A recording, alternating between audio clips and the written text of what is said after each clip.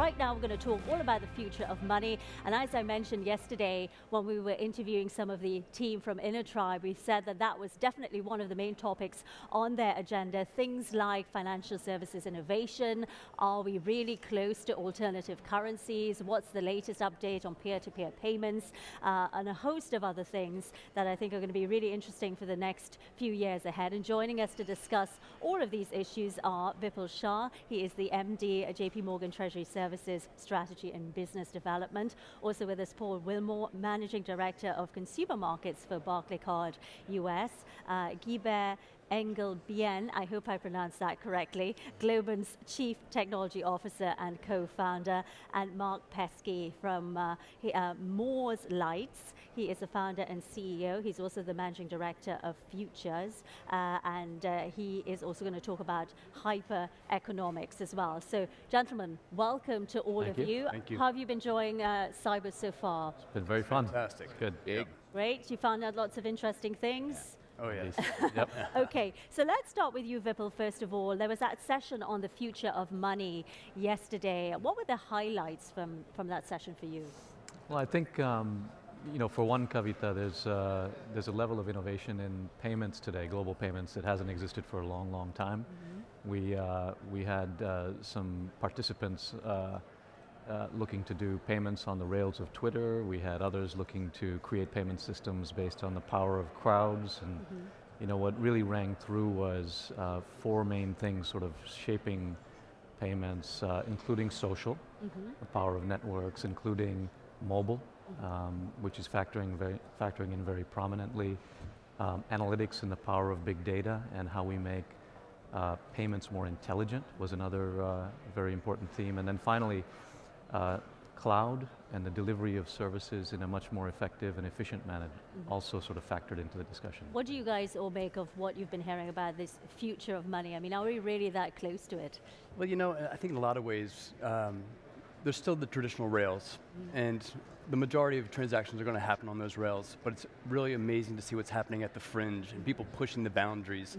As Vipul said, you know, people actually creating currency on Twitter, what a fascinating concept, or just engaging the consumer in different ways through social media or crowdsourcing. So soon we wouldn't have Barclaycard then, what will we have? Well, we'll have Barclaycard, you'll have Barclay phone, you'll have a lot of things. And that's some of the things that you guys are working on at the moment. Absolutely. Do you think that banks like Barclays and JP Morgan are the best placed people to do this? And you guys definitely jump in afterwards. Or is this going to come from other players in the industry that are going to come and essentially, as they used to tell us in business school, eat your lunch? Well, yeah, definitely. I believe that, you know, competition is not going to come from the usual suspects. You will see a lot of competition coming from new entrepreneurs who will be ready and eager to eat your lunch.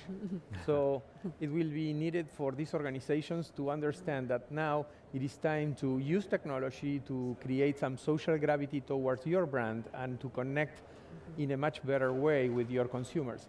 And in order to do that, you need a number of knowledge that perhaps lie outside what has been the core business of banks until today. So how do you understand those technologies? How do you come up with new ideas? Will require entire organizations like theirs to propel those ideas from people who are already in the organization to reinvent. So that's what we're going to be talking about. Yeah, so you know, my perspective is probably interesting because I spent 8 years with PayPal prior to joining JP Morgan, and looking to change the world of payments from outside of banking. And certainly I think the folks like PayPal and other emerging players are bringing new thinking into the space, which is fantastic. That said, I think, you know, banks hold a position of trust and privilege with customers, be they consumers or corporates, and have a huge opportunity to innovate. And certainly at JP Morgan, we're looking to push that envelope as well with a lot of the things we're looking at. I also think, you know, companies can't be shy to look to cannibalize themselves in some ways. You know, it's a very bold step. You have to take some risks. You have to put yourself out there. And you have to find ways to create pilots to be in market. Because you can talk about it quite a bit, but unless you're in market actually testing these things and iterating the model quickly. How is Barclays doing this?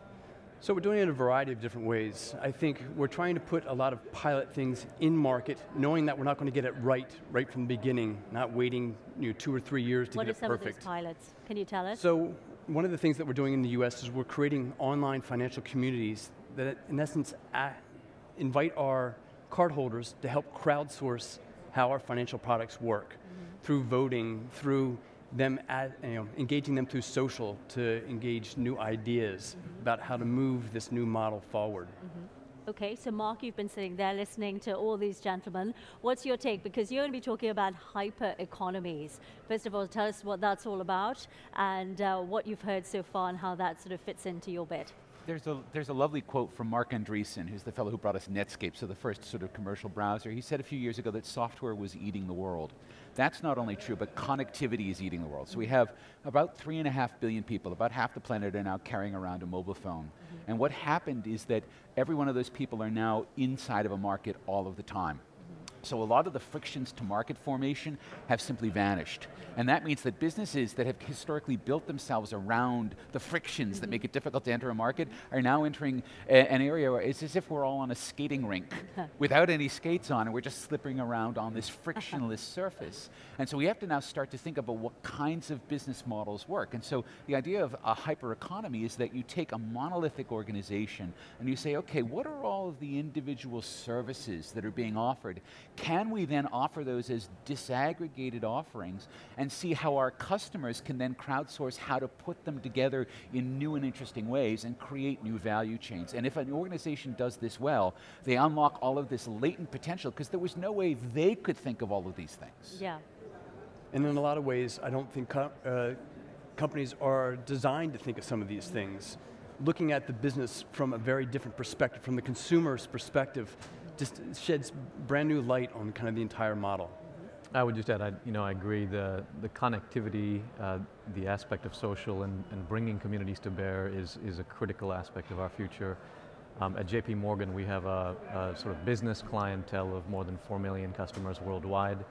And we're looking to bring the power of that community to bear for each and every one of our clients. So those are some of the things that we have in the works right now, thinking about connecting nodes on our network and bringing that community to bear for everybody. So lots more to come. So we were talking about the future of money at Sibos Toronto 2011. We're talking about it now, 2012. I want each of you to tell me what is going to transpire over the next year when we meet up in Dubai for Sibos 2013. What new aspect of the future of money is going, people like me are all going to be using, your consumers, I'm a Barclays customer, so your consumers, tell me what we're all going to see by the time we hit Dubai next year. I think what you'll see is a proliferation of probably a whole bunch of new mobile payment schemes that will be tested in the market in the next 12 months or so.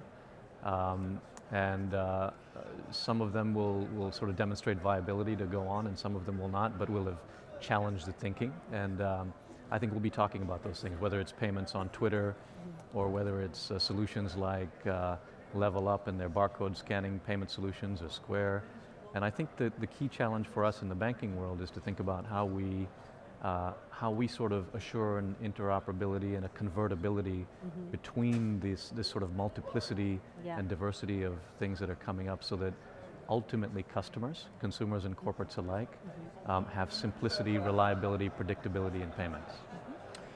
I agree with Vipul. I think mobile is where it's going to be in the next year, but I think it's going to be more than just about the transaction itself. It's going to be about the front end of the transaction and the back end of the transaction. It's going to be more about an experience, whether that's serving up offers to consumers or completing the transaction through loyalty schemes or something like that on the back end, that you're going to see a much more sort of connected value stream around the actual transaction with consumers. I agree with all of you.